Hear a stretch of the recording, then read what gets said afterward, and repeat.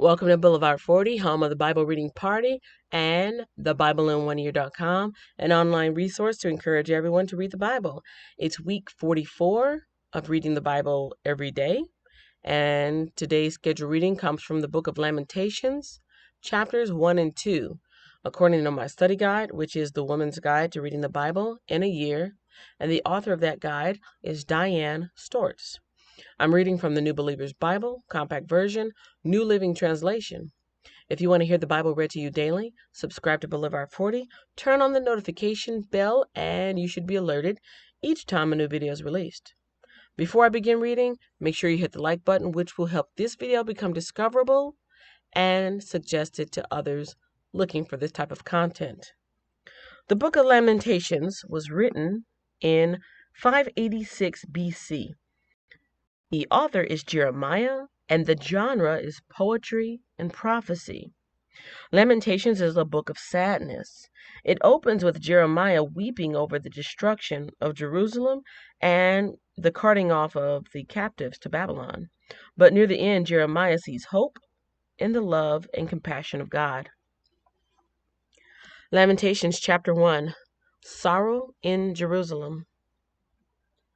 Jerusalem, once so full of people, is now deserted. She, who was once great among the nations, now sits alone like a widow.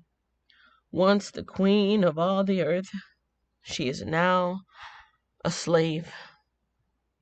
She sobs through the nights, tears streaming down her cheeks. Among all her lovers, there is no one left to comfort her. All her friends have betrayed her and become her enemies. Judah has been led away into captivity, oppressed with cruel slavery. She lives among foreign nations and has no place of rest. Her enemies have chased her down, and she has nowhere to turn. The roads to Jerusalem are in mourning, for crowds no longer come to celebrate the festivals. The city gates are silent, her priests groan, her young women are crying. How bitter is her fate! Her oppressors have become her masters, and her enemies prosper. For the Lord has punished Jerusalem for her many sins. Her children have been captured and taken away to distant lands. All the majesty of beautiful Jerusalem has been stripped away. Her princes are like starving deer searching for pasture. They are too weak to run from the pursuing enemy. In the midst of her sadness and wandering, Jerusalem remembers her ancient splendor. But now she has fallen to her enemy, and there is no one to help her. Her enemy struck her down, and laughed as she fell. Jerusalem has sinned greatly, so she has been tossed away like a filthy rag. All who once honored her now despise her, for they have seen her stripped, naked, and humiliated. All she can do is groan and hide her face. She defiled herself with immorality and gave no thought to her future. Now she lies in the gutter, with no one to lift her out. Lord, see my misery, she cries. The enemy has triumphed. The enemy has plundered her completely, taking every precious thing she owns. She has seen foreigners violate her sacred temple, the place the Lord had forbidden them to enter. Her people groan as they search for bread. They have sold their treasures for food to stay alive. Oh, Lord, look, she mourns, and see how I am despised. Does it mean nothing to you, all who pass by? Look around and see if there is any suffering like mine, which the Lord brought on me when he erupted in his fierce anger. He has sent fire from the heavens that burns in my bones. He has placed a trap in my path and turned me back. He has left me devastated, racked with sickness all day. He wove my sins into ropes to hitch me to a yoke of captivity. The Lord sapped my strength and turned me over to my enemies. I am helpless in their hands. The Lord has treated my mighty men with contempt. At his command, a great army has come to crush my warriors. The Lord has trampled his beloved city like grapes are trampled in a winepress.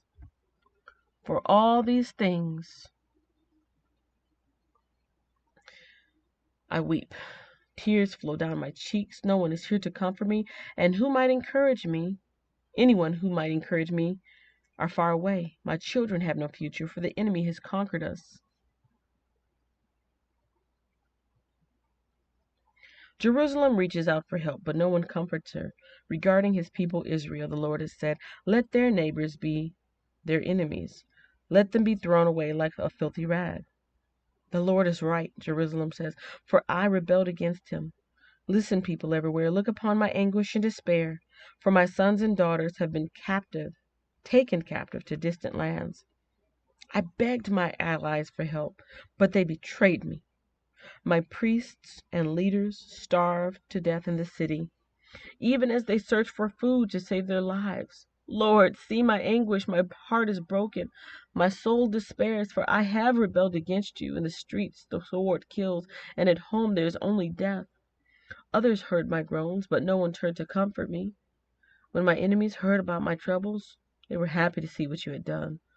Oh, bring the day you promised when they will suffer as I have suffered. Look at all their evil deeds, Lord. Punish them as you have punished me for all my sins. My groans are many, and I am sick at heart. Chapter 2. God's Anger at Sin. The Lord in his anger has cast a dark shadow over beautiful Jerusalem. The fairest of Israel's cities lies in the dust, thrown down from the heights of heaven. In this day of great anger, the Lord has shown no mercy, even to his temple. Without mercy, the Lord has destroyed every home in Israel. In his anger, he has broken down the fortress walls of beautiful Jerusalem. He has brought them to the ground, dishonoring the kingdom and its rulers. All the strength of Israel vanishes beneath his fierce anger. The Lord has withdrawn his protection as the enemy attacks. He consumes the whole land of Israel like a raging fire. He bends his bow against his enemy as though he were their enemy. His strength is used against them to kill their finest youth. His fury is poured out like fire on beautiful Jerusalem. Yes, the Lord has vanquished Israel like an enemy. He has destroyed her palaces and demolished her fortresses. He has brought unending sorrow and tears upon beautiful Jerusalem. He has broken down his temple as though it were merely a garden shelter. The Lord has blotted out all memory of the holy festivals and Sabbath days. Kings and priests fall together before his fierce anger. The Lord has rejected his own altar. He despises his own sanctuary. He has given Jerusalem's palaces to her enemies. They shout in the Lord's temple as though it were a day of celebration. The Lord was determined to destroy the walls of beautiful Jerusalem. He made careful plans for their destruction. Then he did what he planned. Therefore, the ramparts and walls have fallen down before him. Jerusalem's gates have sunken into the ground. He has smashed their locks and bars. Her kings and princes have been exiled to distant lands. Her law has ceased to exist. Her prophets receive no more visions from the Lord. The leaders of beautiful Jerusalem sit on the ground in silence. They are clothed in burlap and throw dust on their heads. The young women of Jerusalem hang their heads in shame. I have cried until the tears no longer come. My heart is broken. My spirit is poured out in agony as I see the desperate plight of my people. Little children and tiny babies are fainting and dying in the streets. They cry out to their mothers, "We need food and drink." Their lives ebb away in the streets like the life of a warrior wounded in battle. They gasp for life and they collapse in their mother's arms.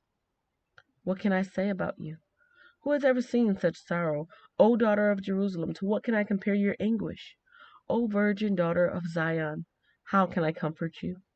For your wound is as deep as the sea. Who can heal you?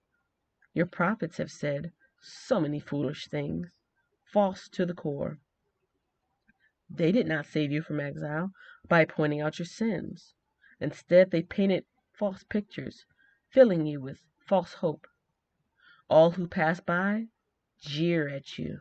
They scoff and insult beautiful Jerusalem, saying, "Is this the city called most beautiful in all the world and joy of the earth?" All your enemies mock you. They scoff and snarl and say, "We have destroyed her at last. We have long waited for this day, and it is finally here." But it is the Lord who did just as he planned. He has fulfilled the promises of disaster he made long ago.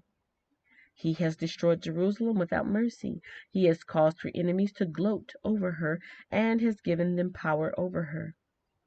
Cry aloud before the Lord, O walls of beautiful Jerusalem. Let your tears flow like a river, day and night. Give yourselves no rest. Give your eyes no relief. Rise during the night and cry out. Pour out your hearts like water to the Lord. Lift up your hands to him in prayer, pleading for your children for in every street they are faint with hunger. O Lord, think about this. Should you treat your own people this way? Should mothers eat their own children, those they once bounced on their knees? Should priests and prophets be killed within the Lord's temple? See them lying in the streets, young and old, boys and girls, killed by the swords of the enemy. You have killed them in your anger, slaughtering them without mercy. You have invited terrors from all around, as though you were calling them to a day of feasting. In the day of the Lord's anger, no one has escaped or survived. The enemy has killed all the children whom I carried and raised. That concludes today's reading. If you enjoyed it, share it with someone else who'd appreciate it. I invite you to visit the website, thebiblein1year.com, for helpful resources to encourage everyone to read the Bible. You can find the link to that website, the Bible that I read, the Bible study guide, and other helpful Bible-related channels in the description below. I look forward to responding to your feedback and any questions that you might have in the comment section. And I thank you for listening to the Bible being read. I'll see you in the next reading.